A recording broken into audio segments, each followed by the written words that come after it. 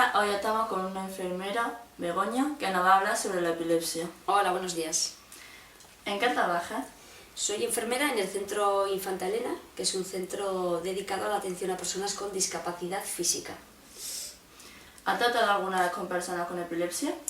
La verdad que sí, que diariamente tengo personas que sufren crisis convulsivas o crisis epilépticas y bueno, es algo muy presente, tanto en un centro sanitario como puede ser en lo que es el día a día de la vida normal. ¿Cómo es la atención a las personas con epilepsia? Bueno, yo diferenciaría lo que es la atención de una persona que conoce su diagnóstico y que es capaz de afrontar la enfermedad con responsabilidad.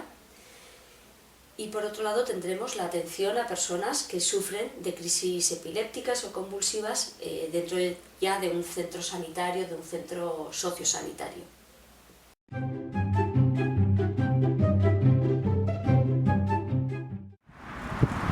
En el mundo hay unos 50 millones de personas afectadas por la epilepsia y en España, según los últimos datos recogidos por la Asociación Española de Neurología, hay unos 400.000 casos.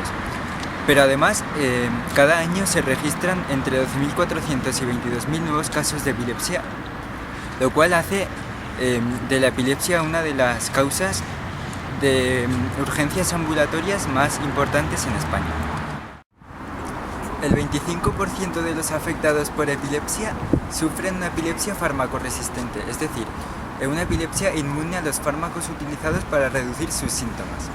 Y además de estos pacientes, solo unos pocos pueden recurrir a una cirugía que solo se realiza en 7 unidades de España, que realizan unas 200 intervenciones al año. Además, 26.000 casos de epilepsia son diagnosticados con discapacidad. Y de estos el 25% son laboralmente activos, 18.000 sufren limitaciones laborales y 12.000 sufren dificultades de transporte laboral. ¿Cómo afecta la epilepsia a los españoles? Para responder a esta pregunta, un estudio fue realizado para la Asociación de la Epilepsia en España, en el cual se entrevistó a diversos pacientes de epilepsia y a continuación los resultados. El 70% de los afectados afirma que la epilepsia regula mucho sus vidas diarias. El 60% dice que la epilepsia ha afectado mucho a su vida académica. Además, existe de media un 40% más de paro en personas con epilepsia que en personas sin ella. Y por último, un 50% de los afectados dice que ha tenido al menos un familiar que ha debido dejar su trabajo para dedicarse a cuidar de ellos. ¿Cómo definiría esta enfermedad? Bueno, pues la enfermedad de la epilepsia es una afectación del sistema nervioso central, ¿vale? Que afecta a la conducción eléctrica y por lo tanto a lo que es nuestro funcionamiento básico del sistema nervioso, ¿vale? Entonces estamos ante situaciones que pueden crear una situación de emergencia, de urgencia, porque verdaderamente las crisis convulsivas son situaciones muy llamativas, son un poco traumáticas, ¿vale? Y la atención se centra en evitar que esa persona tenga mayores problemas derivados de esa crisis. ¿Cuáles son los síntomas? Los síntomas que preceden a una crisis convulsiva son síntomas que llamamos de desconexión del medio. El paciente llega a un momento en que le vas viendo que pierde la mirada, que no responde, ¿vale?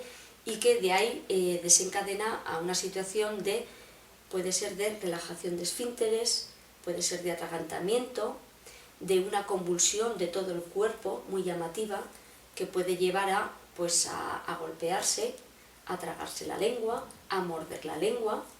Por eso digo que es una situación, vamos a decir, aguda, muy llamativa, y que verdaderamente fuera del medio sanitario puede resultar muy traumática. Llama mucho la atención. ¿Qué suele causar los ataques?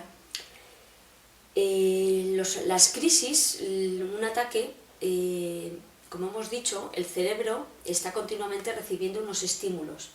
Si esos estímulos externos no se integran bien, se puede desatar esa crisis. Entonces, el estímulo puede ser desde una situación de fiebre alta, como puede ser una alteración de la glucosa, o puede ser un estímulo que pase totalmente desapercibido por los demás, sino que internamente, a nivel de su funcionamiento interno, se produce un fallo en esa conducción y llega a la crisis.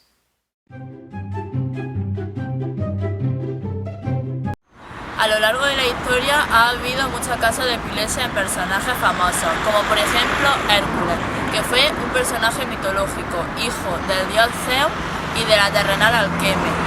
Hércules, según la historia, padecía epilepsia, de ahí a que también se llame enfermedad de Hércules. Otro personaje importante con epilepsia fue Charles Dickens, que fue famoso por sus novelas y se le considera maestro del género narrativo. Padeció epilepsia desde pequeño y escribió un libro sobre esta enfermedad llamado Black House. Así escribía sobre su forma de ver esta enfermedad. También Santa Teresa de Jesús tuvo epilepsia. Desde pequeña tenía inquietudes religiosas, fundando ya de adulta la Orden de las Carmelitas Descalzas y fundando conventos por toda España. Fue entonces cuando se dio cuenta de que tenía visiones. Vínome un arrobamiento tan grande que me sacó de mí. Siénteme y aún paréceme que no pude ver al cegar, ni ver misa. Así dejó descrita Santa Teresa de Jesús su célebre éxtasis. Durante los siglos se han buscado causas físicas a estos ataques. La última aportación la hizo Esteban García Alvea, neurólogo y profesor de la Universidad de Alcalá de Henares, que lo atribuyó a ataques epilépticos.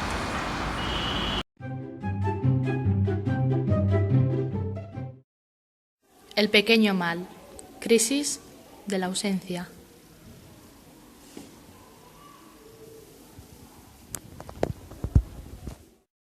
Ahora vamos a hablar de las convulsiones y tipos de crisis que hay. Y pues uno de ellos es el pequeño mal, crisis de la ausencia, y suele darse pues antes de la infancia, antes de los 5 años de edad. Bueno, pues lo que ocurre en la mayoría de los casos es que los niños pues no tienen convulsiones epilépticas como suelen tratarse tan dramáticas como ocurren de normal, sino que sí que tienen algunas contracciones musculares faciales, temblor en los párpados, mirada perdida. Esto sí, la persona suele encontrarse inconsciente y también suele durar entre 10 y 30 segundos. Crisis mioclónica.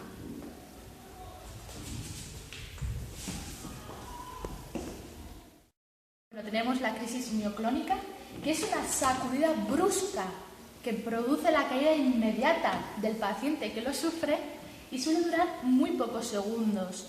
Vale, la caída se produce por la pérdida del tono muscular, ¿de acuerdo? Y de la conciencia. Convulsiones parciales simples.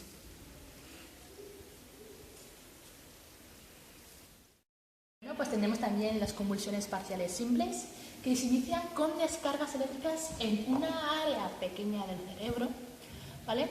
Puede ser, por ejemplo, en esta área o en esta de aquí, es un área pequeña, ¿vale? Que las descargas permanecen limitadas a esa zona. En la zona que está afectada, pues va a permanecer ahí. Entonces, según la parte afectada del cerebro, esa persona va a experimentar, sensaciones muy anormales, movimientos o aberraciones psíquicas. Crisis convulsivas. Convulsivas se inician en general en una descarga anormal, ¿vale? Es una descarga eléctrica anormal en una pequeña parte del cerebro, ¿de acuerdo? La descarga se extiende rápido por todo el área, ¿de acuerdo? Por todo el área del cerebro. Durante las convulsiones la persona va a perder el conocimiento, los músculos se tensan y tienen una incontinencia urinaria, ¿de acuerdo? Después les puede provocar todo esto una cefalea, confusión cerebral, y la verdad es que las personas, después de todas estas convulsiones y crisis que les dan y ataques, no se suelen acordar de ellas. Crisis jacksoniana. Hola. Bueno, las convulsiones jacksonianas se inician los síntomas en una parte aislada del brazo, de la pierna, y van hacia todas las demás extremidades del cuerpo, como podemos observar aquí. ¿Y qué ocurre? Pues estas convulsiones parciales complejas suelen durar entre 1 y 2 minutos. Durante esta convulsión, la persona pierde el contacto con todo el entorno que lo rodea, ¿vale? Las personas pueden temblar, por supuesto, realizar movimientos involuntarios, decir palabras que no son nada inteligentes y no entender lo que expresan. ¿Cómo se diagnostica la epilepsia? Bueno, la epilepsia, para su diagnóstico, lo realiza el especialista de neurología. Entonces requiere desde luego un estudio integral que se inicia buscando antecedentes en la propia familia y luego ya centrados en esa persona, pues en analíticas, en otras pruebas complementarias como pueden ser las resonancias magnéticas o el escáner, porque hay que valorar también la estructura anatómica, ¿vale? Y luego ya pasarían a otras pruebas mucho más definitorias, como puede ser todo lo que se refiere a la neurofisiología, que son pruebas ya muy, muy específicas. ¿Qué tratamiento hay? El tratamiento tiene que ser un abordaje integral, vamos a decir, es decir, que no vale con tomar pastillas a lo largo del día para prevenir crisis. Indudablemente el soporte farmacológico es muy importante, son medicaciones antiepilépticas que depende del tipo de lesión, del tipo de crisis o de epilepsia que tengan, pues hay una gran variedad de medicamentos antiepilépticos. Pero luego hay otro factor muy importante que es el estilo de vida. Una persona con un diagnóstico de crisis de epilepsia y con riesgo de crisis epilépticas o convulsivas y que sea responsable, tiene que saber que el estilo de vida influye muchísimo. Es decir, tú no puedes llevar una vida desordenada, una vida con mucha ingesta de alcohol y vamos a decir, sin una actividad deportiva o física, ¿vale? Es decir, que por un lado tenemos el apoyo farmacológico fundamental, pero que eso por sí solo no es suficiente, sino que tiene que haber un compromiso por parte del individuo de dieta, vida sana y lo que hemos dicho, los horarios, el alcohol, hay elementos que hay que eliminar directamente. ¿Hay preocupaciones especiales para la persona con epilepsia? La preocupación especial yo partiría a nivel individual de cada uno, es decir, yo no quiero decir que sea más importante el ser epiléptico que ser diabético. Cada especialista se especializa en sus patologías y bueno, ahí está su dedicación. La preocupación más importante es la que tenga cada individuo. En el que sea epiléptico o crisis epiléptico, para él es la epilepsia y para el diabético será su diabetes, ¿vale? Pero como te digo, siempre que se producen situaciones de crisis es algo muy llamativo, que puede provocar, bueno, pues, situaciones de especial atención, ¿vale? Pero no creo que sean más que otras. ¿La epilepsia se cura? La epilepsia como curar, sí, que puede haber personas que tengan un diagnóstico de epilepsia y que con los años lleguen a una eliminación de la medicación. Yo de hecho tengo una amiga que desde pequeñita sufrió de crisis epilépticas y a los 20 años le retiraron ya la medicación porque no la precisaba ya, ¿vale? Pero en general el tanto por ciento mucho más alto es de enfermedad crónica, ¿vale? Sí que es cierto que cuando esa epilepsia deriva de otra patología inicial, si esa patología inicial desaparece, pues posiblemente la crisis epiléptica desaparezca. Es decir, si tú tienes, por ejemplo, una masa que ocupa el cerebro o un ACV o tienes un trauma cerebral, si eso se soluciona, pues posiblemente las secuelas que haya habido en referencia a una epilepsia se podrán eliminar o por lo menos minimizar. Pero cuando el diagnóstico primario es una enfermedad epiléptica, generalmente esto permanece en un estadio crónico. Vale, ya me ha acabado. Muchas gracias, Begoña. A ti. Buenas tardes, estamos con Iker, que nos va a comentar cómo actuar durante una crisis de epilepsia. Pues lo primero que habría que hacer es entender por qué ha pasado la crisis, y si realmente no lo sabemos, deberíamos lo primero proteger al accidentado, que sería el que ha tenido la crisis. Una vez está protegido de que no se caiga, no se vaya a hacer daño con una mesa, lo que sea, debemos avisar a una ambulancia para que venga, porque no siempre es necesario. Si sabemos por qué ha pasado la crisis, pues a veces no es necesario, pero en general sí.